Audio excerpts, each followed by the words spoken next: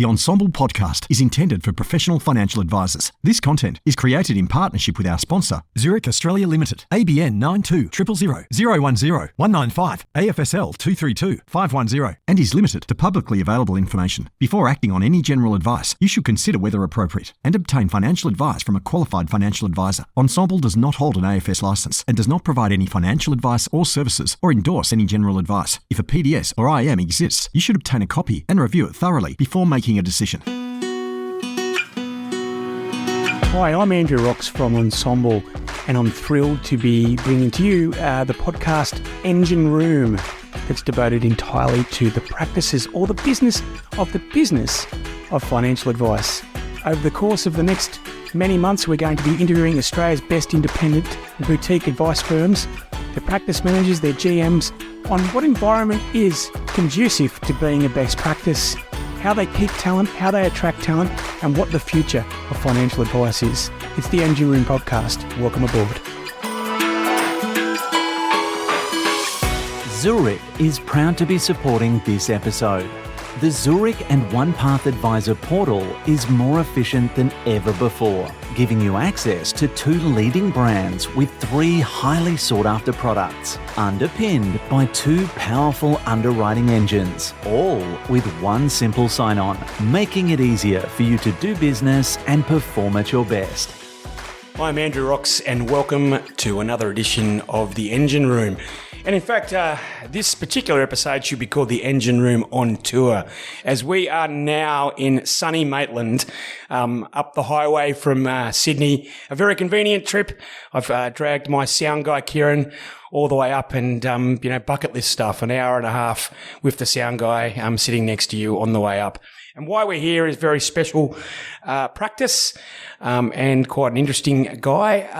I would like to introduce everyone to Gil Gordon, who runs and owns RI, Lower Hunter and Newcastle. G'day, Gil. Welcome to the Engine Room. Thank you, Andrew. Pleasure to be here.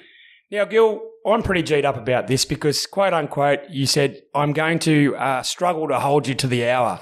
So for those of you who are listening, maybe put a few more steps in that walk or maybe drive around the block a few more times. But Gil, maybe if you could just give us a bit of a feel of your backstory, how you've managed to get to where you are at the moment and that journey, the good, the bad, the ugly, that would be awesome. Thank you. I started in the industry in 1994. At the time, I was a computer programmer, ex-engineer, mechanical engineer, and computer programmer. I got very interested in money because, to be honest, it's an intimidating subject, and I tend to lean into things. So I didn't come via the classic sales route of insurance, which very quickly helped me because I had to convince myself that what I was doing for the clients was the right thing. And anyone that knows me knows that I can do a spreadsheet that'll choke a horse in the first 5 minutes of meeting somebody. So I'm deeply into the analytical stuff, and that's been a feature of what we do. Interestingly enough, this business is one of the few that love engineers. We have a lot of engineers and fairly high caliber engineers from the Hunter region, because we can go blow for blow with them into the numbers as deep as they want, and eventually they stick. And Gil, when did you kick off? What year? September 1994. 20th September 94. And computer programming before 1994, which is valves, switches? What are we talking? I sort of got a vibe of the Star Wars kind of computers. Is that what we're doing? You're not far wrong. When I studied at university, it was definitely punch cards and pencils. That's how I learnt to program on a computer. And bit by bit, we got to the actual screens. Awesome. But it's been that long. Awesome. So 1994, a lot of engineers, which is a whole other kettle of fish that we're going to talk about, because normally engineers, actuaries, and architects are the big triumvirate of tough nut clients. Give them to me every day of the week. I love them. Okay. Well, keep going. Keep telling us this story. Let's go through the whole horror story. All right. So because I was never a natural salesperson, so I just needed to convince myself that what we were doing was the right thing, and it turned out that engineers love that. So we really built this business initially off the whole Telstra redundancy. So a lot of those guys are very bright, manual-oriented guys, but they're very technical. And so we have hundreds of Telstra clients in the practice. It's moved on from that now, but the genesis of this business was Telstra. We we started just before the Asian bond crash, I think in 1994, with a pregnant wife and not enough money. But it was one of those moments that I think that every business guy or girl has paid the price. And I remember those early years, which was a little bit scary, but we got through it. Very much a family-oriented practice, this one. We got 5 advisors, 5 senior advisors, 4 local partners, very heavily family-oriented, and that's how we run this business. We've been very active in the RI advice community as well, the Proprietors Advisory Council. I've had a lot to do with Kaplan over the years and developing a lot of the training framework within the RI world and the industry. So I've tried very hard to be an advocate for the advisor perspective on things, and I think most people in the RI world know me, and I frustrate them, but they listen. So perhaps we've been successful in that. So you kicked off a lot of back in the day, it was Telecom that became Telstra, for those out there, and there was large redundancies there, and I think potentially those people were given some Telstra stock, which would have helped them considerably. Yes. And so this is in the Newcastle area, or predominantly the Hunter Valley, Newcastle, and the Lower Hunter. We have clients in Tasmania, clients in Brisbane, of course, like most practices. But because we're a fairly high touch kind of practice, we tend to keep local. So it's predominantly the Hunter Valley, Maitland region. And you mentioned you didn't come through the standard life insurance. Does that mean that you were doing full comprehensive plans with cash flow analysis spreadsheets from the get-go? Yeah. And what was the early doors sort of software that you used back in the day? Mate, I wrote it myself. I wrote my own spreadsheets. There was very little modelling that we used. To be honest, it's a fair while ago. I don't quite remember, but I know we had the 3-page fact finds, and the client had signed them with barely any information on them. And what was the precursor to statements of advice? There were records of Customer advice records. Customer advice record. Yep, the cars. It was mainly about super and rollover, and very quickly we leaned into Centrelink. And the only way to do that was to become an expert in Centrelink. A lot of these guys are being made redundant. And I had to model things myself. I had to write my own tools, and that shaped the kind of conversations we had. So instead of being guided by the tools, I wrote the tools to have the conversations that were happening in the office. How were your soft skills? Because if you were dealing with a lot of Telstra redundancies, looking back, you're probably thinking that was a great windfall for the individuals and the couples that came in. But at the time, these are people quite often that had spent their entire career in this one organisation. At what stage did you think you were predominantly counselling who happened to have a spreadsheet? Mate, I'm a people person, like most advisors are. We're here because we love the work we do, not because we're after the money. I haven't met anybody that's that brutal about it. It's good to be paid for what you do, but the calling is very strong in the advice community. The biggest transition there, I would say, was when we went fee for service in about 2007. Why? What was the catalyst? Well, honestly, that was pre the requirement to do so. Yeah. And what was the moment? The moment was me waking up one day going, holy crap, the whole industry's gone fee for service and I'm the last guy in the country. Well, that wasn't the case. No, I thought it was though. And so because I was embarrassed about how late we were to the party, or so I thought, we stuck our head down for 2 years. I did a cost to serve and identified what needed to be charged. And then I'd have to go to the clients and say, look, our fees need to go up. And then the clients said, Gil, we love dealing with you guys. If you can show us that we can afford to pay this and the money will last, we're happy to pay. And so I built a tool called How Long Will the Money Last, which is just a projection tool. And it started to quite weirdly shape the conversation, because instead of talking about super and strategy, clients started to talk about their lives. They wanted to retire. They wanted to renovate the house. They wanted to buy a car, help their kids travel and whatnot. And bit by bit, that became the conversation we have in the conference room, not a conversation about technical skills or strategy, to the point now where we rarely get deep into strategy in the discovery meeting at all. The whole conversation is a 10-3 now conversation, which every advisor in the business does it this way, so it's an engagement conversation. So sorry, let's say 10-3 now. Maybe play that out for us, please. Okay, that came from Scott Fitzpatrick and Brian Fitzpatrick's lead advisor group, and a shout out particularly to Brian, who's been a great friend of ours and a great help as we've grown the business over the years. The idea is, where are you now? Where do you want to be in 10 years? And where do we have to be in 3 years to be on track to the 10-year goal? Perfect. Yeah. So something that you can actually achieve. Yeah, they work with what they call the 4 Ls, called live, love, learn, and legacy, and that's a fairly intellectual concept. So we rewrote that into a model we call people. So there's a catch line of anything that you see that I've written, and I've written articles online and a fair amount of stuff on LinkedIn, if anyone wants to have a look, is I finish most things I write with good advice puts people first, which is an obvious, a no-brainer. But people's an acronym. It stands for place, employment and career, offspring and family, passions and hobbies, liabilities and expenses.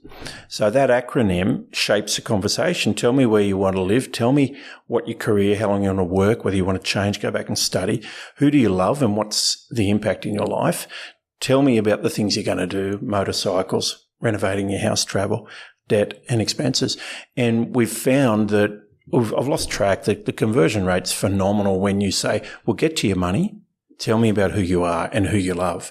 And if you put that centerpiece in your engagement and your ongoing conversation, these days in a review, we might spend 3 or 4 minutes on investments. The rest of it's on the people. And Gil, the people acronym you just used, that was you? You thought of that? Yeah, that took a little while to develop. Oh, we can give credit to G. Gordon in the notes there, and that was brilliant. It was really good. And the real art is to talk expansively about people's wishes, desires, and loves and whatnot, but have the rigor of consistency within your practice to make sure you're doing it the same way at the back office. And by giving yourself those kinds of tools, it means that it's not subjective, especially as your practice evolves into other advisors. But heading back to yourself, so you went back, you've kicked off, you've built this business, you've said how it started. You went fee for service in 2007. Yep. Okay. And from my personal experience, I went 2002. And the clients are the easiest component. Most of the time, it's actually convincing yourself and your own team that they're willing to pay. And it's surprising, like the amount of times advisors have come out with these Cheshire Cat looks going, they did pay me for my time. Yes. It's weird, isn't it? It's a great thing. I'm a huge fan of FASIA, which I think is standard 6. It says your fees need to be fair, reasonable value for money. First thing I did was dive in and say, okay, what does it cost for us to do what we do? And that was the beginning of saying, okay, we need to do things consistently. And I've redone that cost to serve a dozen times in the last 15 years. And you're right. The clients go, okay, I understand. Now, it helps to put it in the model that they see on the screen in the conference room. Absolutely. But you've got to believe in yourself. And I often say this in speaking gigs, in a room full of advisors, how many of you would pay full fare for your own services? And it's really interesting to watch people squirm. Most of them, you can see them go, oh, I'm not sure. Well, you need to understand. Wild. Rubbish. You'd either pay for it or you wouldn't. My problem here is I asked one of my partners, Chris, to take me on as a client. And he said, no, you're too hard work. You wouldn't. I don't want you as a client. Well, I actually, I recently, about 3 years ago, asked one of my great friends and used to be my colleague to take me as a client. He goes, only if you become a wholesale client. so I'm like, okay, it's okay. But and throughout your career, so it's has there been any people that have been changing doors? I mean, you mentioned the Fitzpatrick, Brian. Any other people that have coloured the flavour of how you've got your practice today? Oh, of course there are. Look, the coaching that Fitzy brings to this practice is terrific. He's a team coach. He's head psych or head team coach for the Kookaburras, and he's a specialist in the financial planning industry to make, as the team grows, you've got dynamic issues that you need to work through. That's great. My partner, Chris, is an absolute legend. He's very different to me. He's a steady rock, and he calls me on my BS. I couldn't speak more highly of the AFSL with RI advice. Joseph Arad, our practice development manager, is a legend. Anyone that knows him will tell you that. Shout out to Joe. Joey is everyone's family, right? I couldn't speak more highly of him. Peter Hornsby's a terrific bloke. He's invested heavily. Very excited about the community I'm a part of, NRI. There's a lot of people out there, friends of mine like Jeff English, that have been very valuable. The industry itself is a terrific crew because we share. perception that we might be in competition with each other. I've never seen it. No, we're only in competition to be efficient. Yeah, that's right. really it. And look, the whole ensemble premise is the positive evolution of financial advice, and you can't have any of those words if there's no sharing. It's an interesting dynamic. Some people like to hold information back when they're engaging with new clients. I tend to go the other way. I tend to tell them as much as I can legally tell them in the first interview. And what it does is that if they like you, they see the complexity of what we do and they go, I just need to find someone to help me on that journey. So I've always overshared and never regretted it. You're either learning or you're earning, but you're never losing. And so you're residing now in the Hunter with your family, or are they grown up, or where are you at? Yeah, well, I live 500 metres from the office here on a few acres.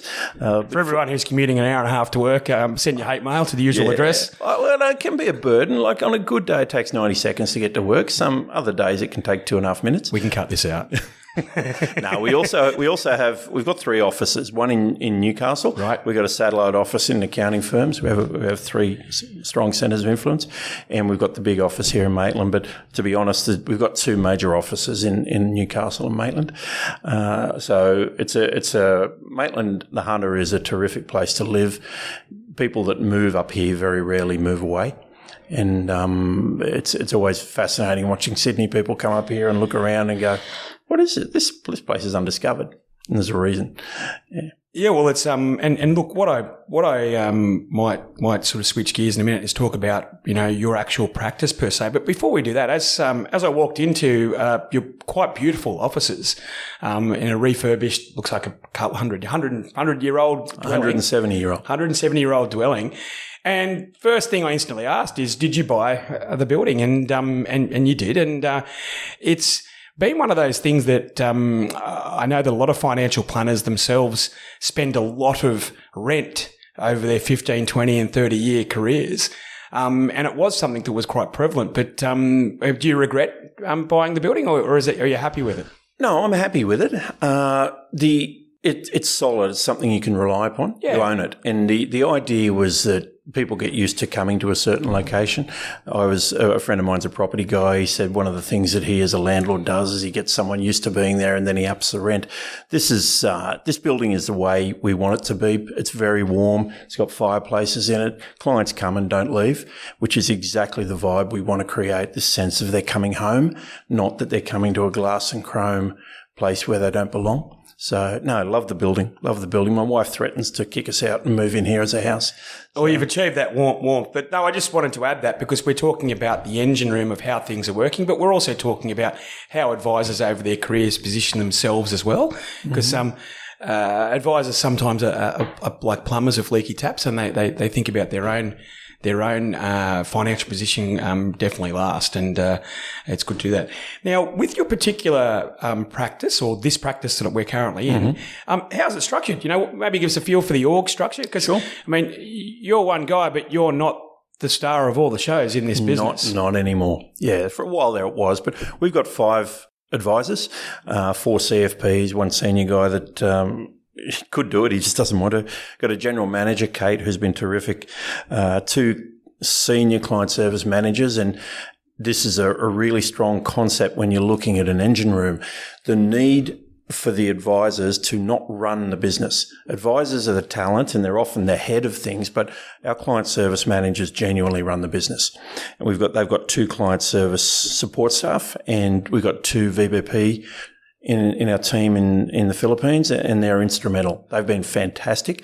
We've got I think there's 3 people work part-time in the practice as well. So very much these days in a difficult recruitment environment to actually give that lifestyle and flexibility in the workplace. So we have RDOs, roster days off. We have work from home policy, some part-time, as they say. Well, I'll touch on the people side in a minute. How long has Kate been in that role? Kate's only been with us for a year and a bit. Yep. Now, if we've had about 160% growth in about 4 or 5 years, the majority of that's organic. So a bit of acquisition. And then we introduce our client service offer, and the clients just fall into it. That whole people thing and the live modelling in front of the clients just is incredibly engaging. So we find that we've grown quite dramatically, but very steadily on the back of systems. And Kate was brought in to make it run better because I'm a good guy, but I'm not a great manager. And so, look, the premise of the Engine Room, and so Kate's been a year and a half here, and the premise of the Engine Room is to talk about how practice managers have run the business. And in fact, I recently spoke with a lady, Belinda, and she's been in that role 15 years. But I'm also really keen on working with the founders, and quite often they're the advisors, on what made them get that role, and how did they justify it to themselves, and when you started down that path. So when did you start thinking about appointing someone who was running the operations of your business? This probably goes back to the current growth trajectory. It comes back about 4.5 years ago. So there you go. So you made that decision 4 years ago, and things have been going pretty well since. Yeah. Okay, but let's keep going on why you did it. All right. So there's a couple of things here. I'm the guy that's good on his feet in front of people. I tend to be quite creative with problem solving, but I rely heavily on my partner Chris, who is the steady guy, who's very much in the governance and templates and tools and file note template sort of space. The other thing we did, and it was in hindsight a terrific decision, was to hire a lady named Corinne McKenzie, who she works for a local firm now, but I tell you, she's a legend. Real shout out to Corinne. She built, at the time we had 3 separate teams of advisors, and I assumed, because I'm a dummy, that everyone was doing things the same way. Were they geographically spread? Yeah, no. Yep. They were working out of Newcastle and Maitland, Yep. so everyone alternates between the two sites with one exception. And we hired Corinne to standardise things because we were looking at VBP and we said we need to get standardisation here. So very quickly found out that each team was doing things differently. Surprise. I've been in business 15, 20 years. How can this be? Well, guess what? Smart people. You can run a business with excellent people, or you can run a business with excellent systems. Far better to go to the latter. So Corinne built a whole workflow management system in Xplan for us. We'll call her the Henry Ford of your business. Call that. Yeah. Now, I got to admit, I was terrified at the time because what if the team didn't like the system she built? Or what if they employed the one that wasn't yours, Gil? Yeah, exactly. Exactly.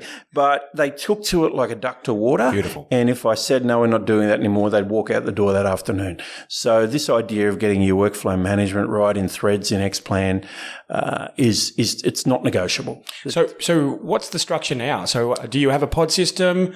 Broadly speaking, yes. We've got 4 advisors. Yep. I actually don't have any personal clients. I float around like a subject matter expert and they dial me in for agents. And so if you do see a client, you're co-creating that plan with one of your other practitioners, say Chris, for instance, as you inferred. Chris or Steve or Paul or Ryan. Okay. Right? And so they'll wheel me out as a subject matter expert, particularly on estate planning and aged care, and also difficult decisions if we're talking about asset protection and structures. So I guess you'd call me the old fart that is a subject matter expert. But the advisors, the 4 teams, run their own client base. They have 2 client service managers, so that's 2 advisors to each CSM. Yep. And then there are 4 CSOs either in Australia or offshore. And they're executing. They're implementing, they're making the phone calls, they're doing the research and preparing the ROAs and SOAs get done offshore as well. So by the time you do the headcount, it's almost a one-to-one support for your advisors. For each advisor, and they get a half a client service manager, and their job is to manage the talent, if you want to call the advisors, because advisors can be very smart, very capable, and very frustrating to work with, myself included. So. And maybe just give me a feel for the type of clients that you have now. We are predominantly an over 50 shop. We have a bunch of wealth accumulators, and we're working hard on that at the moment. We need a risk skill set to be built properly. We've got the skill set, but it's not been a focus. So anyone from 50 on, the pre-retiree into retiree, and ultimately now as our client base is aging towards the 75, 80, 85, we've developed a suite of services in aged care and estate planning suitable for the elder client, and it's something I'm calling elder advice.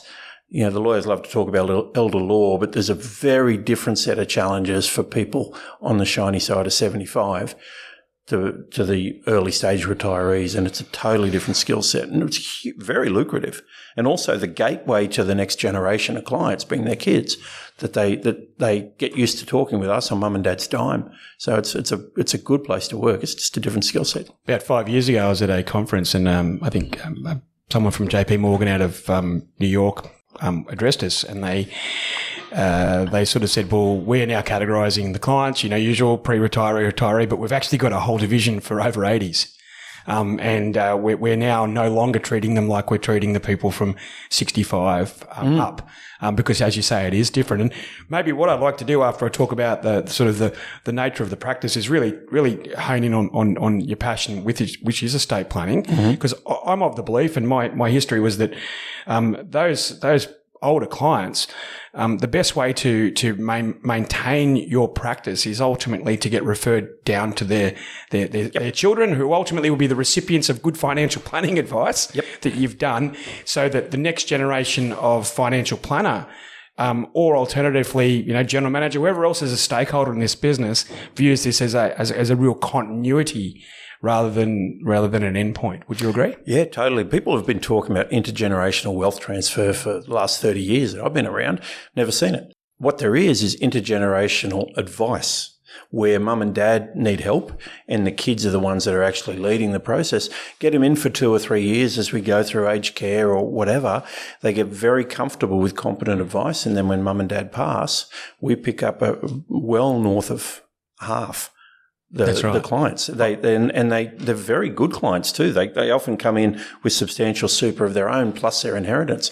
So it's been a very good place, very rewarding as well. I often think the best way, for wealthy retirees to give a gift to their kids is actually to pay the fees for their first year or so of quality, unbiased financial advice. Yep. I think that, giving them fish is definitely not as powerful as teaching them how to actually fish. So, Agreed. I would love that to be something that's a thing in financial advice. That because I do interview a lot of people, and I think the split is with the fallout of advice the last 10 years. The split really has bias towards retired people. Mm-hmm. It's about 70-30, and I actually think that's a fib. I reckon revenue-wise, it's about 90%, 10%. I would have thought so, yeah.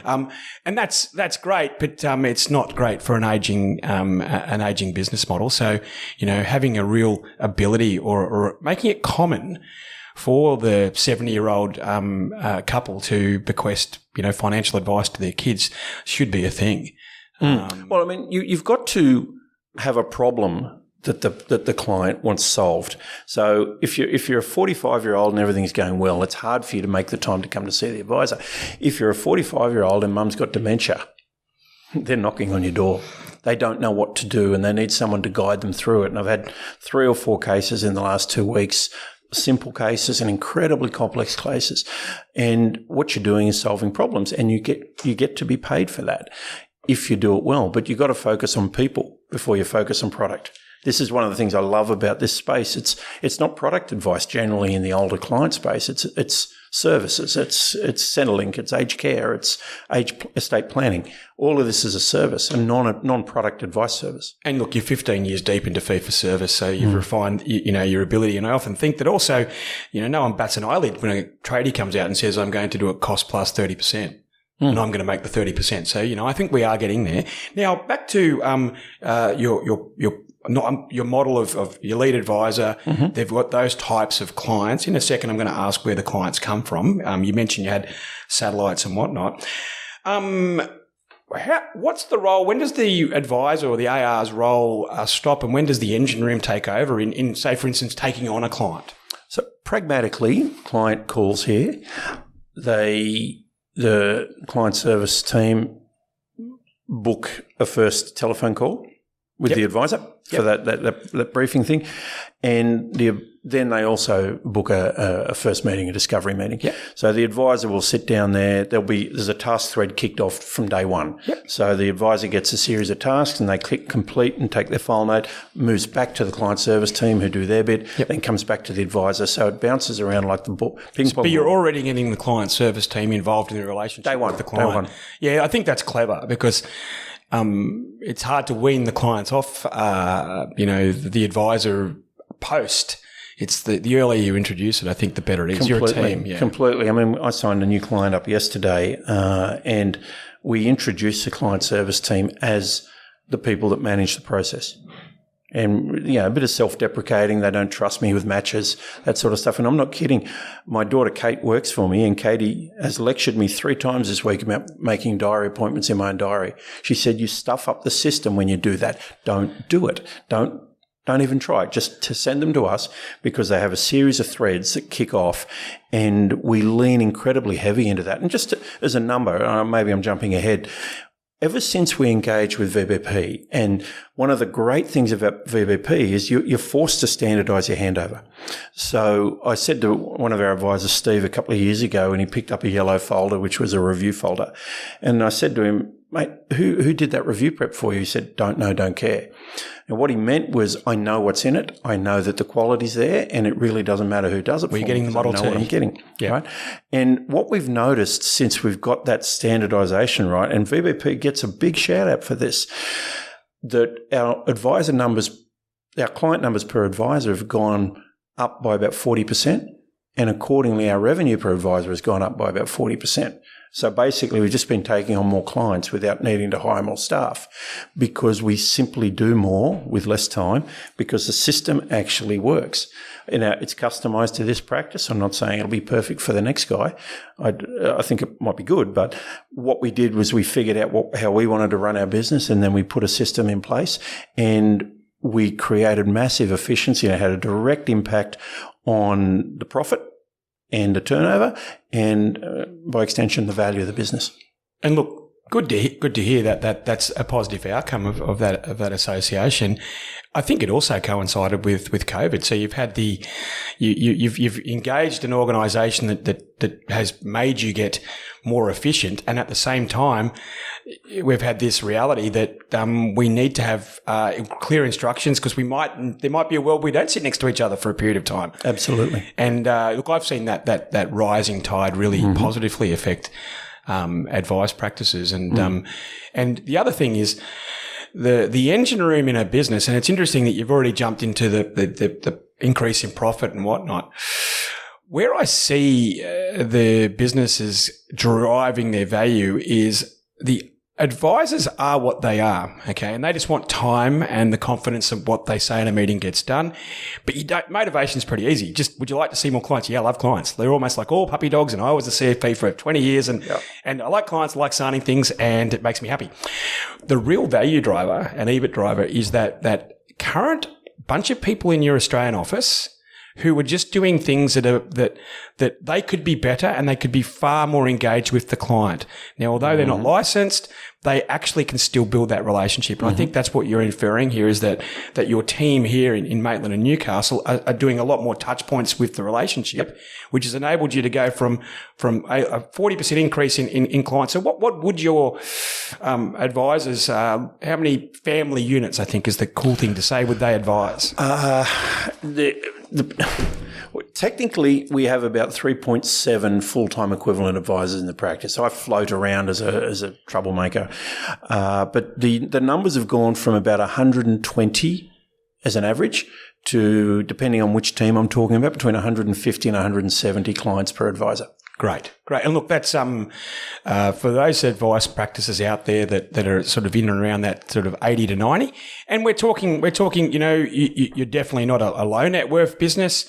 We would have in the Hunter Valley, there's lots of wealth, right? And you mentioned being in engineering and also mining and anything to do with that, there's significant wealth. So those 160 people that you're doing full service with. So that's the cash flow, the investment. Quite often you might be doing some post-retiree work. Do you do much life insurance given the nature of the client base? Honestly, no. Would you like to? Yes.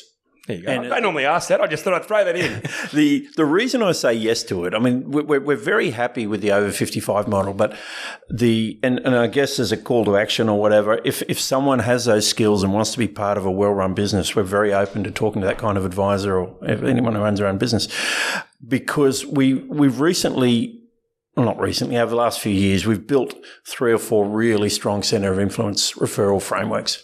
So partnerships. And to be truthful, it's working very, very well. We're drowning in new client leads right now, which I know is across the industry, but it's going particularly well now. So maybe let's flesh that out, right? So you've obviously increased your client base by a couple of hundred clients over the last couple of years. How did you build these referral networks? By being good at what we did. Are they in like industries? I think you mentioned you've got 3 satellite accounting affiliations. Is that right? Yeah, we've got 3 accountants that refer to us. Yep. They know about each other, but effectively what they're doing is I have a client with a problem. I want to give you my client and I want to know they're handled well. So it really is a trust and competency-based relationship. We do pay them a referral fee, and that's more out of just, to be truthful, it's a respect thing. It also means that they know that they're not the only accountant. They can't assume that you're going to get all the referrals because different accountants have different skill sets and they want different sorts of clients. So I think, paying a cost of goods for marketing is actually part of running a business. Totally. But what we found is that fee is actually not very important to them. They like it because they're in business. But the dominant reason, and thinking of the latest firm locally that signed up, they had a relationship with a Sydney-based advisor that just kept letting them down. And the clients had come back to them and go, you told me to go to that person, he's a muppet. So when they come here, they have a lot of confidence that they're going to be looked after here. And this is critical, that it's not the advisor at that moment that makes it work, it's the client service team. If your people that in the back room are prompt with the return phone calls, doing what they say they're going to do and just honour the commitments they make, you just get referrals like stink from centres of influence. Because I know when we talk about referring out to lawyers and risk specialists and things, the girls don't talk about the advisor. They talk about the client service manager behind the scene going, we love Lyndall, we love Judy, because it's the back office that they love more than the advisor. Well, guess what? That one comment means you've got a business and not a job, Gil. That sums it up, doesn't it? So, and in relation to so you've got people coming in through word of mouth. You've got other people there. You're looking to refresh your older clients, and have you got any strategies that you're a thinking guy? What maybe touch on the elder advice, and you've built some software that I'd love to hear about as well. Sure. Yep. So that's a big question, Roxy, but the first thing we did is as our clients aged, and we're in a fee-for-service framework, and because we do this people 10-3 now thing, we're always looking 3 to 5 to 10 years ahead of where they are to see how their numbers look, and that's how we ended up in aged care advice. It's also, when we went fee-for-service, I was looking around to create a differentiator between what we now call our silver service and our gold service, and that's where estate planning for life came in. So if you genuinely break the nexus between product and advice, you end up going, okay, I'm being paid by the client. What problem do I have to solve for them to keep paying me? Which is the professional model. And we found over and over again that they were worried about their children. They were worried about their evil son-in-law or their daughter-in-law or their kid's marriage or the kid's drinking problem or the grandchild's drinking problem. That's all just one client, everyone. Oh, mate, I can tell you that's true. I've already written one book on this, actually. I don't know. It's over there, Roxy. It's called The Bugger Went and Died on Me and I Don't Know What to Do. Oh, we are definitely putting that in the links. Yeah, take a copy. I'm looking at it now. That's it literally, for everyone, I'm looking at a book that says The Bugger Went and Died on Me and I Don't Know What to Do. Now, that book, and just to tell you the truth, I wrote it because a client bullied me into writing it. Their son had died without a will and left them a hell of a mess, tax office debt and all sorts of things, and you're reading it on the back cover there. And I told them they should write. They became an incredible advocate for estate planning, and I said, write a book. And I said, how hard is it? Just tell the story. And they said, well, you do it for us. And I couldn't get out of the room. They wouldn't let me out until I promised to write the book. And it's such a powerful conversation when the clients look at you and they don't care about their money, they care about their children. So how are you going to protect their kids? Because the average retiree is now worth $1.2 to $1.8 million with 2-point-something kids. Each of these kids are picking up $500,000, $600,000, $700,000, and they don't like their son-in-law. And I've got 3 daughters. I'm protecting them. That's the most Shout out important to thing. Gil's sons-in-laws. He does still love you. No, I don't have any son-in-laws yet. So, look, I'm going to go off piste. I've got this book in my hand at the moment, and I'm on the back cover. 45% of Australians die without a will, and I would hazard a guess that of the 55% that have a will, half of them have really bad or expired wills. That'd be true. So let's just picture this. This is on the back. Please let us bury our son. Patrick and Simone were in shock. Their son Dave had just died in a boating accident. He ran a small electrical contracting business, owed money to the ATO, and had a large mortgage. They knew Dave didn't have a will, but they didn't understand what that meant for them as administrators of Dave's estate. Their first task was to bury their son. However, his new girlfriend Jane, still in shock, barred them from entering the house. No, you can't come into our home. We were going to get married. Patrick and Simone were now scared. They were in some sort of family court dispute, and all they wanted was to get the clothes with which to bury their son. That's the starting point of your book. Yep. Awesome. It's people don't care how much you know until they know how much you care in financial planning. So, I definitely do a shout out for that. And we'll put that on. So, and that was, how long did it take you to write, by the way? Oh boy. Honestly, about 6 months. It's about a dozen stories that are either I just took the names out and changed them, or it's an amalgam of a couple of stories from complex small business through to my mother and father in there actually as stories. And it's like a bad relationship when you're writing a book. Initially, it's all fun and passion. Over a period of time, you get a bit bored with it. And then eventually you just want rid of the damn thing, but you can't let it go because you got the history with it. So it's published. It's available online. If you want to look at the website, estateplanning4life.com.au. We'll include all this in the links, Gil. But prepare yourself to be on Oprah very soon. I tell you what, Roxy, I love the work here because you're helping people with their deepest emotional concerns, and they will pay you. So if you look at the estate planning offer we have in the practice, first thing, if we're going to sit down with them and explain that we've got to dive in and understand their family problems, and then we've got to get a lawyer in to do the legal documents. So we charge a fee for that, never less than $1,100 and often $2,200 or $3,300. So just to clarify, you're charging a $1,000 plus GST fee to facilitate the estate plan, and then you bring in a lawyer to execute the legal side of it. Yep. So all we do is basically collect information and give it to the lawyer. Yep. Then we'll proof the documents to make sure they've got the names and addresses right. But, it's a good working relationship with a couple of law firms that we have. I like it when they come into our boardroom, though, because it feels like we are delivering the service and the client feels very attached to us. The next part of it, once the wills and powers of attorney are done, along with the binding death noms, we capture the information in something we call the information that matter record. It's just all the things that the family needs to know if that alpha person, be it mum or dad, is no longer able to share it. That's a process. Then after that, we have what's called a crisis management plan, which is a living plan which gets updated to be honest, every couple of years with clients, so that they know what to do, who to call, what questions to ask if dad has a stroke or mum has a stroke or dies. And it was quite strange. When we developed this in around 2008, 2009, I thought it would have traction for a year or two and I'd have to come up with something new to give to clients. Guess what? It didn't. Never gets old. Their world changes. They move houses. They change insurance companies. They change where their investments are. And as the client gets older into their 70s and 80s, they get more concerned with not being a burden on their kids, not less. So we have never had anyone disengaged from the estate planning for life service. The clients love it because it's about the people they love and it's about the things they need to not be a burden. And it's a non-advice service. I wish I'd met you 20 years ago, Gil.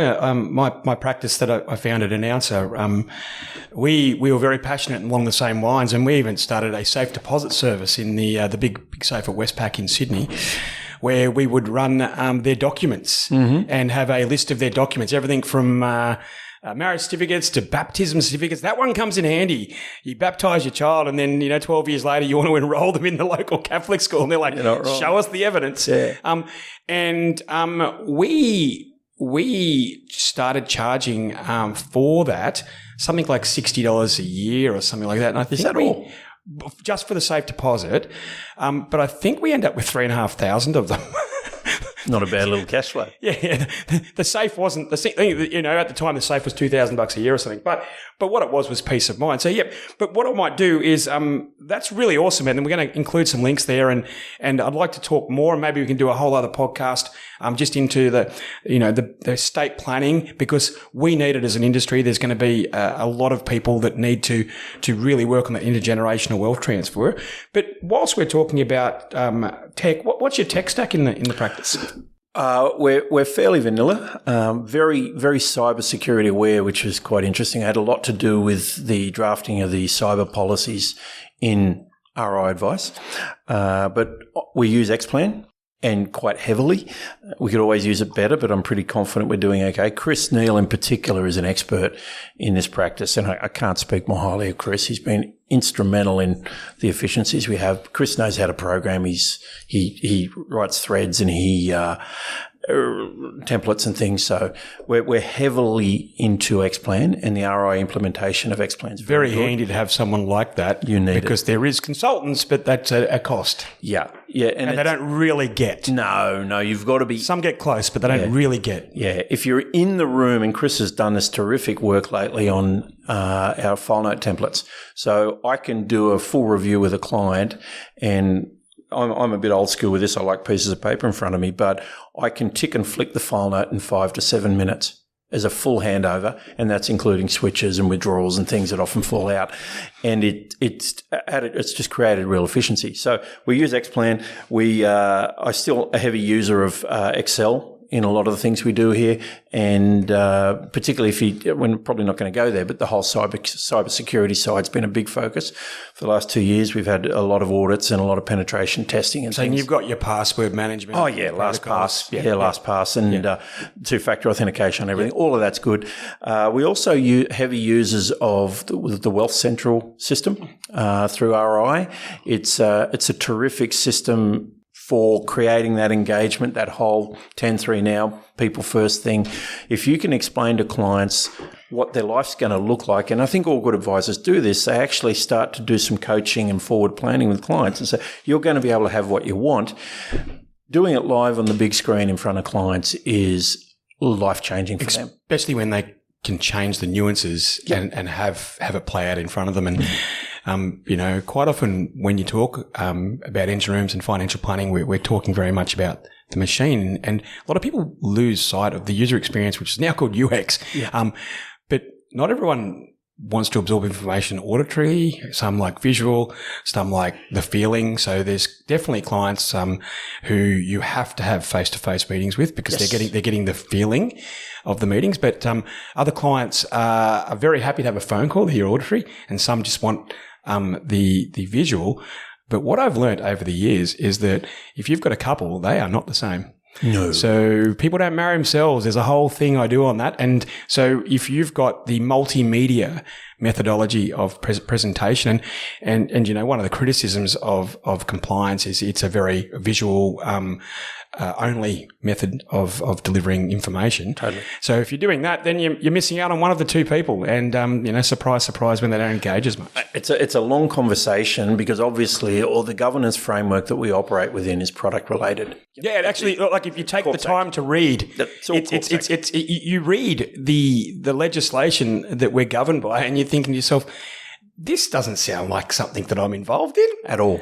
Even when you get your own license, you look at that and the bullet points are, it's quite weird, not putting. Well, to me, one of the things that frustrate me is and we're not a big user of managed accounts as an example. We use paper-based models here. So let's flesh that out for a second. What does that mean? And do you have a platform that works for you? Yeah, we've got a whole pricing and platform policy here. We've done all that work, and FASIA requires it, but so does the licensee. So our ideal client is a delegator. At the moment, it's an over 50 delegator, probably with somewhere between 500 and 1.5 million, who just wants to go fishing. Right, I could tell you any number of stories of clients that have walked. Not a metaphor, actually fishing, everyone who's listening. Yeah, or golfing or whatever. But I've any number of clients that come in thinking it was going to be a technical, dull conversation, and we don't have that. Sometimes, seriously, we forget to talk about the super funds and things, and we've got to bring them back and say, hey, we need to talk about what your objectives are around here. But if you can dive into the idea of modelling the next 25 years of their life, they will love you, except for the 5% or 1% that don't. And they're the non-delegators. And to be blunt, I would rather we don't even start down that path with them, because our model is around, we're going to do these things for you. If you want something different, perhaps we're not right for you. And so our engagement process is quite self-filtering. I would say that we are at probably 96 to 98% conversion of the clients that we want. Doesn't mean every client that rings us is someone we want. What are some of the tests that you use to figure out if they're delegators? So in the meeting craft, what's kind of like the few of the teasers where you're trying to figure out whether it's a couple or a single, if they're genuine delegators? That PEOPLE acronym is transformative. If you get people to tell you where they live and why they live there, you get people to talk about their hopes for their careers or retirement, tell them about your family, offspring and family, as well as their passions and hobbies.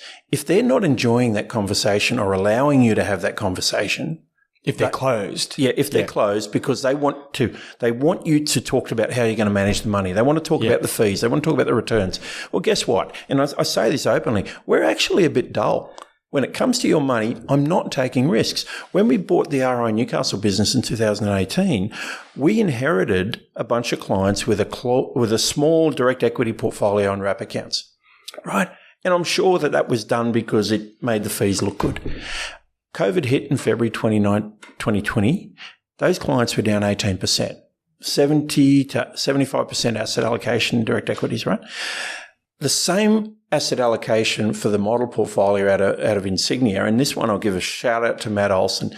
This guy's really, really good. Great muso too. If you go drinking with him, he'll compose. We're not including the links of his of the pub drinks. But he'll compose music at dinner and then play it for you that night.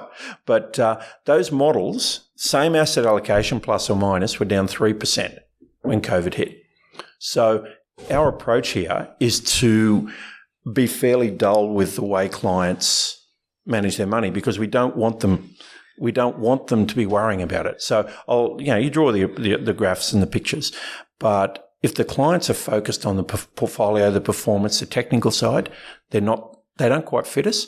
And I've found that probably 80% of people are delegators. Yep. And if you can get the delegator right, then you're going to get 96% of them, 98%. Well, I don't know what sort of engineer whispering you do, but to find engineers who are delegators, and they obviously are lots of them, I think is the perfect scenario, because they're also ones that'll read your stuff. They never leave. Yeah. Well, because, they test you, to be blunt. They're testing you to see how smart you are, and they'll keep asking questions until they have no more, and then they're yours for life. Well, let's touch on how smart you guys are as a business. Do you have a advisory board or coaching, or what's the structure to help around you going forward? Well, we're happily part of the AZNGA family, so we do have a board of advice, or a governance board, meets every 3 months, and that's wonderful. I love it, and it terrifies me because these guys are smart. The whole anyone in AZ is a good crew, and I'd a real shout out to Paul Barrett and Graham McGay and his team, their teams. So what kind of things do they hold you to account? Because for the people listening, some people are aware of AZNGA and some people are not. But for the uninitiated, they go in and they work with business owners to really enhance their practice. Yep. So and there's capital involved, but let's put that to a side and let's talk about what they're doing for you to keep you on the straight and narrow every quarter.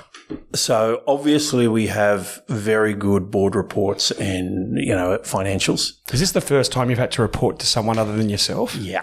Yep. And that was a challenge.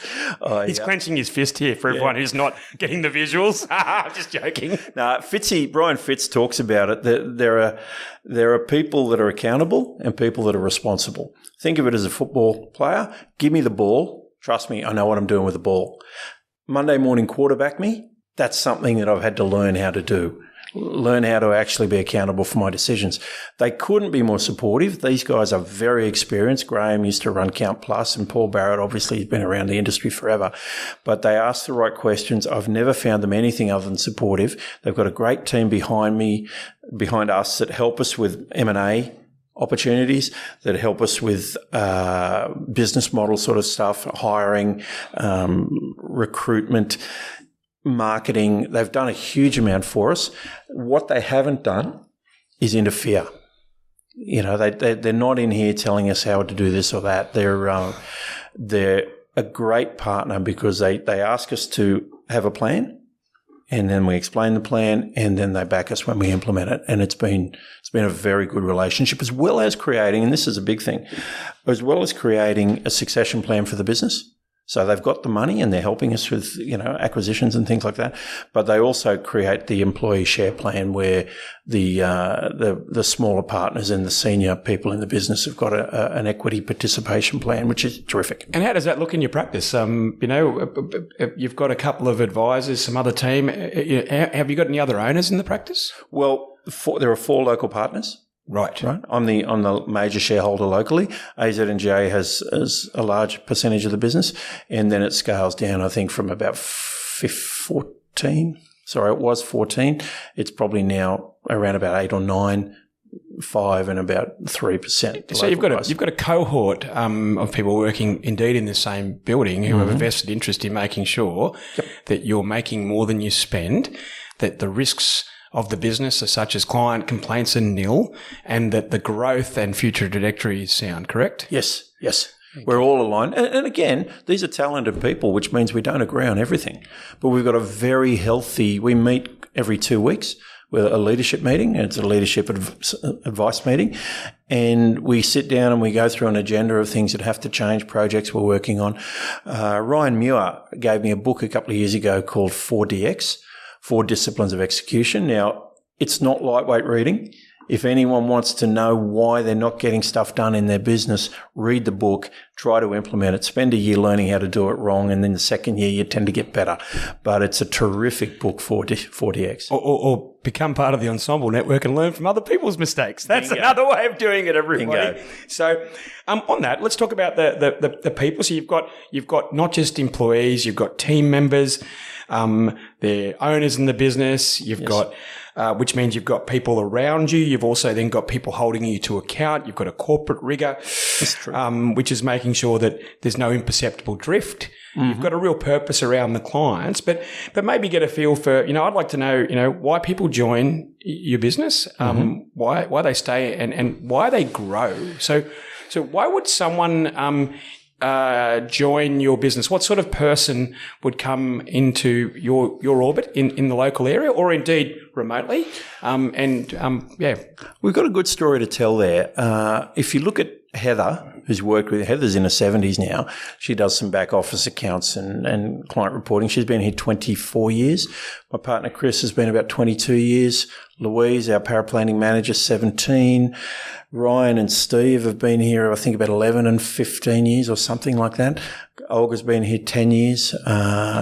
Courtney, 5. So the people tend to stick. And I largely put that down to 2 factors. One, we really are people-oriented, right? Olga said the other day... But people say that all the time. But the maths of what you've just told me is staggering. It's 100 years, right, in what you just said. Yeah. So some people say they're people-focused and they've got turnover every 6 months. Yes. So what do you mean by people-focused on the ground? The best story I've got is a lady named Rosemary I ran into in the pharmacy across the road a couple of days ago. She left us as a client 3 years ago. Her account balance ran down. We looked after her for 15 years, but she left us as a client. But Olga was still helping her with a Centrelink problem because they're older and they were confused about Centrelink. And Olga came up, Rosemary came into the office about 6 months ago and gave Olga a box of chocolates or something like that. And Olga came upstairs and she was bouncing. She was on air. If you know her, she's Polish. It's not her style to be chirpy, but she was absolutely delightful. I said, what are you so happy about? She said, I just helped Rosemary. She's such a lovely lady. I love that we can help people like that. Now, what I heard was, 1, she enjoyed it, but 2, she's got the delegated authority to do some pro bono work for people that she cares about, because she knows that our job is to actually help people. She didn't ask permission for anyone to do pro bono work. She didn't ask any. She just did it because she knew how to do it efficiently and she knew it was going to be okay. And all I've ever said, I've never set financial targets for any of the advisors here. So I often call this place a socialist collective. All I've ever said is do your job properly. Just do everything you're going to say for the clients. And we know that because at the moment I think we had 23 referrals in March alone. So I think for a socialist collective, having a 40% increase in the size of your client base, you're running a pretty neat variation on the socialist perspective. It's like if I look at all these guys, they're all incredibly ethical. Paul, who's joined us as a partner in the last few years, very caring guy, really honours the commitment he makes to his clients. So all I've ever said to the clients, but you've built the structure. You've built the engine room so that people who exist in that kind of state of mind can actually also achieve financially for the company and for themselves, because you're getting them to do the things that they're really good at and you're removing them from the things that they shouldn't be doing. There's an old story about Dick Smith who said, if you want to make $1 million, find a shop that's giving bad service and open up next door and service the daylights out of the clients. So because there's two sides of that. One, we really do, the simple rule is if you say you're going to do it, do it. Right? And if you're not going to do it, call the client and tell them it's not happening or get someone to help you. But don't drop the ball. Just don't. Now, we built the threads and the workflow management processes, and we've got the checklists up the wazoo and all that sort of stuff. But one of the other things we've done very well is, and this started with the fee for service sort of work we do. Of which half your team sound like they were here in 2007. To an extent, yeah. So I think there's 13 or 14 in the team. And we've grown and shrunk a little bit over the years, but it's growing now. We've got these 4 service packages, bronze, silver, gold and platinum, right? What we do with those clients, with those service packages is very well defined. Each of the staff know exactly what the clients are entitled to, and they also know when they're allowed to do a little extra without getting too much. And if the client is too demanding, they'll go to the advisor and say, you've got to have a chat with them. They either pay more or they ask less. And that is guided by primarily the client service team. But one of the other things we do as part of our review process, we put those 4 service packages on the screen with the dollar amount attached to each service offer, along with the services they're entitled to. So there's a table goes up on the screen and we say to the client, you're on gold. We think you should stay there for these reasons, or you might want to, and it's quite weird. I can't remember a single client ever downgrading a service level.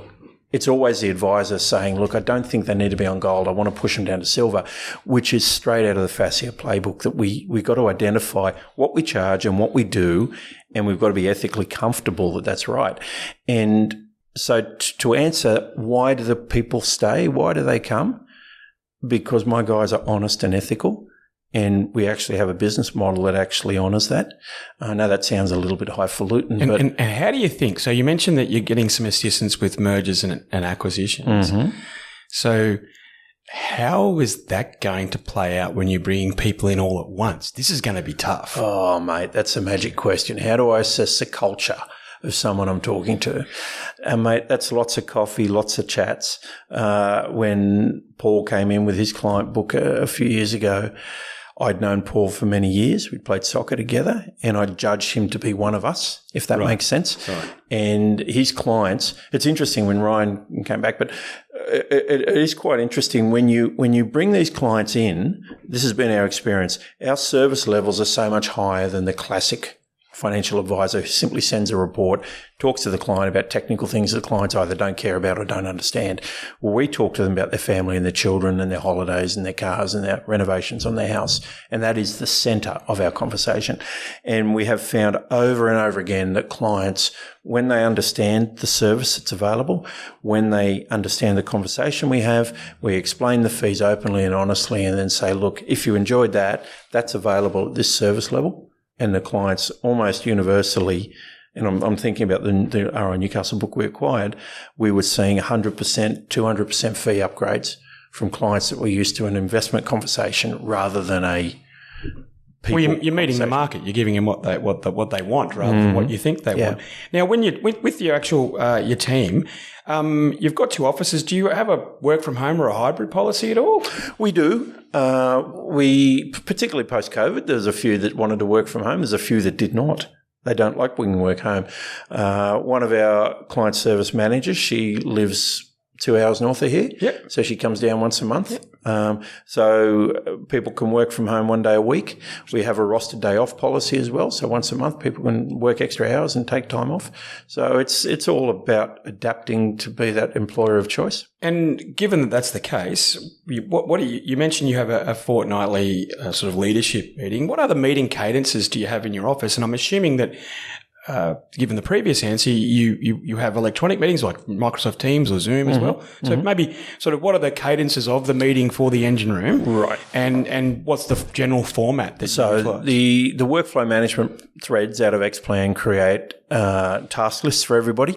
The client service managers run those meetings with the advisors once a week. Yep. So once a week, they're getting their client service manager escalating up to the advisor. Yes. So the advisor has to either be there physically in the room or via Zoom. And they're giving feedback on current state and also gives the advisor an opportunity to inquire as to where the capacity and capability is in their division. Yep. Okay, good. And I think that they also do that with with their client service officers. So the four team members are talking to the CSM all the time. But I think pragmatically there are probably I know there's at least 1 task meeting a week in the client service team, but probably 2 in each pod. Yep. So that's happening. Our general manager, Kate, is part of a general admin meeting once a week where they air issues and look for systematic stuff. And Kate also does what she calls her check-ins with people once a fortnight or once a month, depending on how difficult the advisor is to pin down. The girls call them the therapy sessions where they unload on Kate and her job is to look for thematics and fix them. But so we've got a very regular check-in framework where the communication is structured and happening. Well, if you don't communicate, you're in trouble, right? So, and then in that, I mean, so you've mentioned a lot about your client service officers, the client service managers. You mentioned a lot about Kate. I've got a question I like to ask around, training, and the training for your advisors is obvious. It's along the lines of CPD points and whatnot. I don't know if you do, but do you do any training for the other members of your team? And if you had a magic wand and you were speaking to an organisation who had a considerable share of the market being ensemble, what kind of things would you recommend that the industry get behind to help with practice managers, client service officers, etc.? Wow, small question. So yes, they have a training framework. We recently hired a terrific lady, Crystal. It's one of the things you talk about recruitment. I have great faith in girls, or often girls, but people that were restaurant managers. They're very good at managing in chaos, which is not a bad description of how this place runs at times because clients make it chaotic, right? I'm watching the show The Bear, so if it's anything like that, then good God. Yeah. So Crystal's landed really well, but it's quite interesting because some of the advisors have started tasking Crystal, please do this and prepare that and do that sort of stuff. And I was delighted.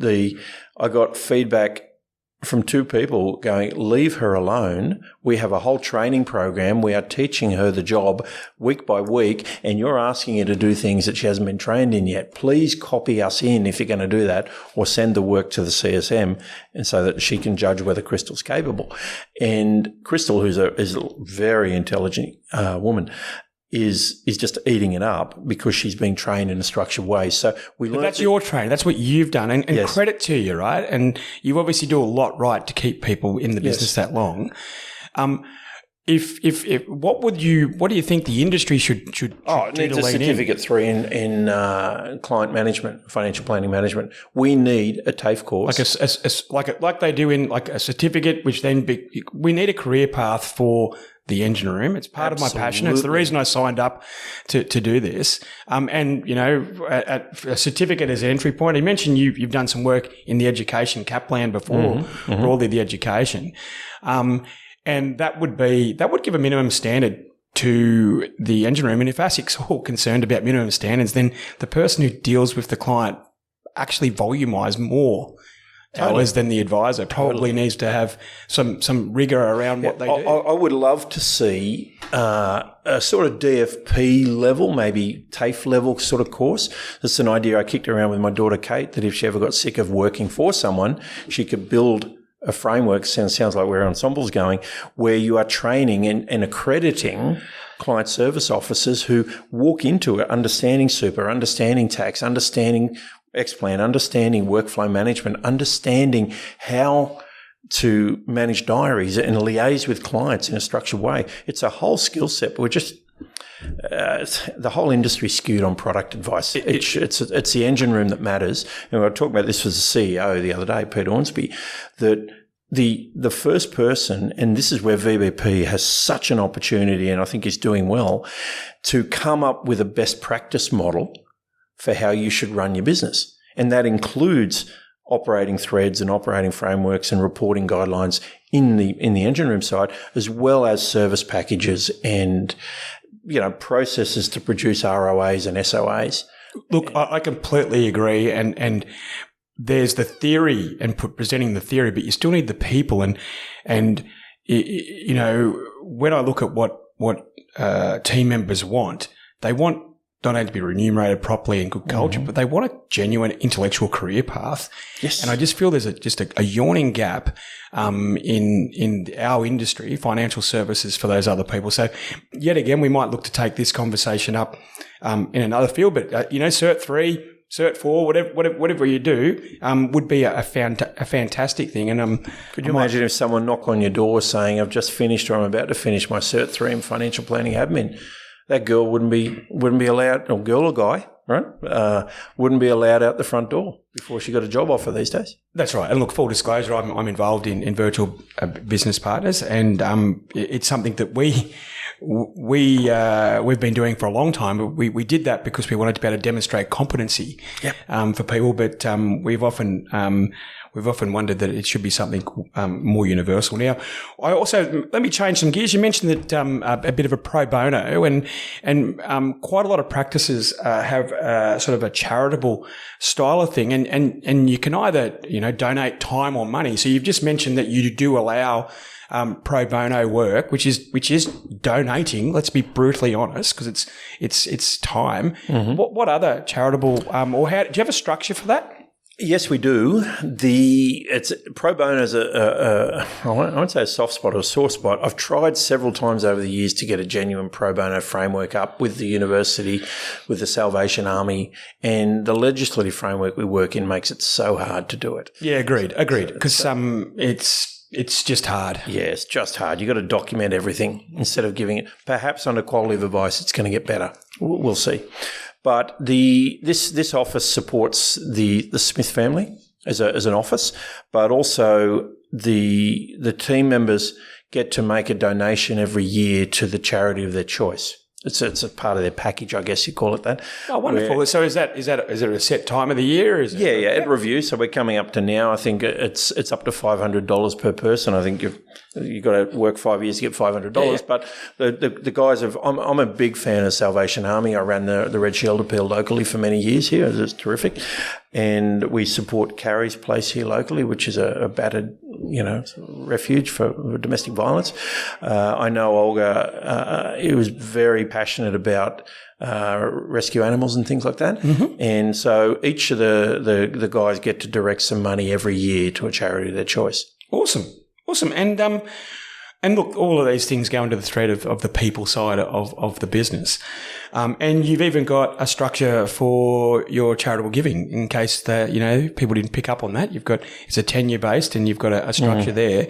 So even though you can be a charismatic leader and CEO, the ones that actually benefit and get scale end up putting that framework almost behind every single decision they make when they walk in the door. Yeah. So the employee value propositions are a hot discussion in this business at the moment as we try to identify, in a world where people can go anywhere, let's be honest, there's a talent competition. Well, as we speak, we're 3% unemployment, and I have a feeling that that's actually lower than that for people who were in financial services. There is no talent. So, sorry, that's poorly put. Well, we won't even edit that out. We'll just say that Andrew Rock stuffs up from time to time. How's that sound, Kieran? The pool of talent's a bit thin. Yeah, okay, thank you. I've got my ghostwriter. The reality is that you need that you need to have an employee value proposition that doesn't send you broke, because it's not all about money. It's about identifying the careers, because people want careers, not jobs. So in that sense, one of the things is, again, shout out to Chris Neal. He has been the culture captain of this place for the last 20 years. So every month we sit down, we have our staff meeting, but then we spend 2 hours playing board games. And every 3 months we go on an off-site and we go and do something, whitewater rafting or quad bike riding or learning to surf or barefoot bowls. You might want to get that insurance specialist in the practice pretty quickly. And I know particularly with VBP, because Courtney Nichols has been a great part of the leadership team. She's the one that made VBP work for us by engaging our two VBP people, Den and Kai in the Philippines. They talk with them daily, but they play games with them every week. Half an hour at the end of every Friday, they're sitting down playing online games. We're sending them little gifts all the time. And Courtney is, in many ways, a den mother there, and has really made the VBP experience work for us to the point, and we haven't talked about numbers, but I'll throw a couple in there, right? We got the 40% uptick, but I did the numbers the other day on what it costs for us to get a review prep, because we're very standardised there, between $10 and $15. For them to prepare a full review, and for them to do a switch ROA or withdrawal or rebalance costs $10 afterwards. Right? You get $25 to have the review prep done, and then the ROA prepared and dispatched to the client afterwards. That's a brilliant cost thing. And to do that, you've got to have people want to stay. You've got to have people caring for the people, and you've got to have the systems working. And Courtney's been terrific at helping us get that. A big shout out to Courtney. Absolutely. And the engine room, I mentioned before the podcast that quite often I talk with the general managers or practice managers, but quite often I'm talking to the owner who's put in one in the last couple of years, like you had with Kate. And I really want to appeal to, the reason why you've done that. And we've touched on that today. And if you were to put your sort of operational hat on the business of the business, I'd love to hear about where you see sort of the industry going, not from a client perspective necessarily, but from how we arrange our businesses and what's going to work for all of the stakeholders, one being the general public, the other one being the owners, etc. So where do you see it? Again, small question.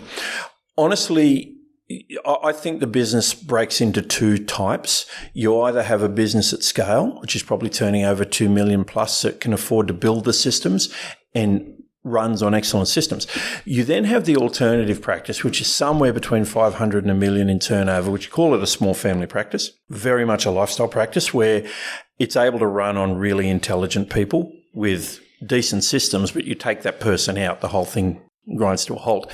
So the first thing is we're headed into a scale scenario, or we're going to be specialist boutique lifestyle practices. And you can see that happening everywhere right now. The next thing, I'm rather excited and twitchy, but excited about quality of advice, because the call center solution is going to be, well, why would you pay a financial advisor? We can give you advice for free, but it's going to translate into product advice and holistic advice. So right now I'm focusing on the marketing conversation around identifying the client experience that we provide here, create our own voice on social media and LinkedIn and all those sort of things, so that clients can happily deal with their industry fund if they want to, and say, no, it's time for me to get someone that's more invested in me. Give them some fact-based choosing. Yeah, just create a differentiation point. Yeah. The other things that I think are really exciting, we're going to see, and we're seeing it everywhere, where the AFSLs are buying into the advice margin. So we're going to see a lot of AFSLs taking a piece of their practices, which is going to be interesting for the smaller businesses that they don't necessarily want to partner with. So that piece is already happening. It's part of the AZ story, but you're seeing it in a lot of the majors around town. And probably the next piece that I'm pumped about, and I'm having a meeting with Jay Beckton from Plan Logic after this conversation, Roxy, where we're talking about AI and how we're going to be able to use AI to create a safe advice model. So in many ways, it's a fairly simple thing. You just give it 1,000 really good files, and it's going to be able to create an auditing framework that allows you to go, hey, that's a good file you've just done, but you missed these two things. make sure it's in your file note, or it's going to give the auditors a very easy path of auditing 100% of your files. Yeah. So we're headed, and I think fairly quickly, to 100% audit of our client files. It'll be proactive auditing, real-time proactive audit. Yeah, it's going to be a piece of cake for the systems to do it. Yeah. So if you're a PI or insurer out there, maybe the premiums can start heading south, please? Possibly. You can only hope so. But this is one of those ones you've got to lean into this. If you think the change is over, you're kidding yourself. Maybe the legislative pressure is off for a bit and we're going to get some tailwinds, but the old school way is not going to last. Within 5 years, it's going to be a very different industry again, and it's going to be exciting, but it's going to be 200, 250 or more clients per advisor, not 125. That's right, and serviced well. And Yes. if people who you mentioned there, technology, well, the iPhone came out in 2007. The Apple Watches, which I know you're wearing today, and things like Google Maps, all of these things that they used to not exist, everyone. Yeah. And so it'll be a tectonic shift, and look, we're really pumped for it here at Ensemble, and part of what the sharing of this engine room is there are people out there who are thinking of doing things, but they just need to hear a few other people in the industry who are also thinking that way, and that will give them the confidence to go out and do it. If we're having that kind of conversation and someone's sitting here going, okay, I need to start to improve things, the first thing I would say is start to outsource. We went to VBP, terrific. The other partner we have, which have been brilliant, is PlanLogic. Perfect. And I'd give a real shout out to PlanLogic, and Jay Beckton in particular has been a real partner. We were forced to learn how to hand over efficiently, which forced us to change our file notes, which forced us to create a paraplanning manager who acts as a filter. And bit by bit, we got the dumb stuff out of the process and it started to work. And it released our volume of SOAs quadrupled when we got through the outsourced PlanLogic process. And you were given guidance by your licensee, is that correct? To go to PlanLogic? Yeah, as part of looking at outsourcing, or what brought you into doing that? Look, again, a shout out to Joseph Arat. Joey's really bought into this. The licensee has supported the outsource journey big time. And so, yes, they've got that vision, which is good.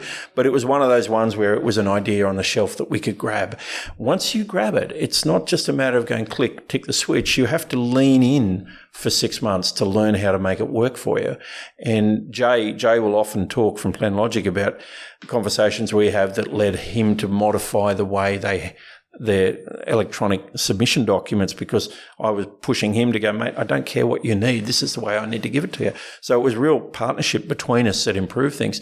And I know that if you look at it and say you're doing 50 SOAs a year and each SOA is worth $5,000 to the practice. If you can double the number of SOAs, you've unlocked value in your business. Well, we didn't double it. We quadrupled it. We unlocked a massive amount of value in the business. This is the advice that advisors sometimes leave on the shelf because they know it's going to take 8 weeks to get an SOA done and they've got other ones that they have to do. And so they leave stuff on the shelf. You partner properly, you're going to unlock tremendous value and make it more efficient, and you'll get 40% more clients. So what you're saying is that, the engine room and getting it right and having people in your practice who are coming on that journey. So if you're a practice out there and you've got a couple of people in your practice, before you go out and look to try and make all of these things happen, you really need to have a talk with your business partners. Yes. And you've got to get the context of why you're going to do things. Because if you're not on the same page, all of these things, whether it be outsourcing or technology or threads, you'll end up being how you used to be, where you had 4 different models with 4 different advisors, and so that would be my advice to small practices. The other one is, you've mentioned a person who's been instrumental, Joe, from your licensee, the classic, what they used to be called business development or practice managers. I would say lean into these people. Yes. They are skilled, and the best thing that these individuals all across licenses and business coaches have is perspective of other clients. Absolutely. Okay. They get to see what other people are doing, because we're not the sole arbiter of brilliance. No, and I couldn't agree with you more. You need, and that's another value of the outsource partners. They're seeing multiple businesses. Oh, yeah, I get to see lots of stuff. The ensemble thing, the VBP thing, the Plan Logic thing, the RBMs. You're Correct. right. You don't need to lay the road in front of you. What you need to do is to commit to changing, and then you've got to. It's a great quote. The sacred cows make the best burgers. You're going to have to give something up. Okay, have you written a book on that one? Because I don't really want to see the print version of that. Nah, it's all good. Well, Gil, it's been a real pleasure to talk about your journey, to talk about your beliefs, to touch on the work and the passion that you have around the client engagement, the estate planning, the intergenerational. How I can see how people have stayed with you, and now it's not just the Gil show anymore with the business. For those people out there, Gil is if you just met him, you would think he's a classic, powerful entrepreneur, and he is, but he's also smart enough to have partnered with another company who holds him to account, which in reality means that businesses go through these cycles of growth and decline. And the element that you need to make sure that you limit the decline is bringing in people around you and holding accountability. There's an easy way to identify when you need to partner with people is when you hit the wall. When you're so damn busy and revenue's not growing and you've got the same problem occurring over and over again, that's where something's got to give. And that's the partnership with your licensee or with the VBPs or the Plan Logics. You've got to do something different. And in my case, it was the Gil show a few years ago, and that was a wall. And nowadays, the majority of the new clients don't meet me, right? And it's a much better business model because it gives me the freedom to work 4 days a week, right? And take 12 weeks a year off and things like that. But the machine still runs itself. On that last quote, the machine, I'm going to thank you very much for being on the Engine Room podcast, Gil.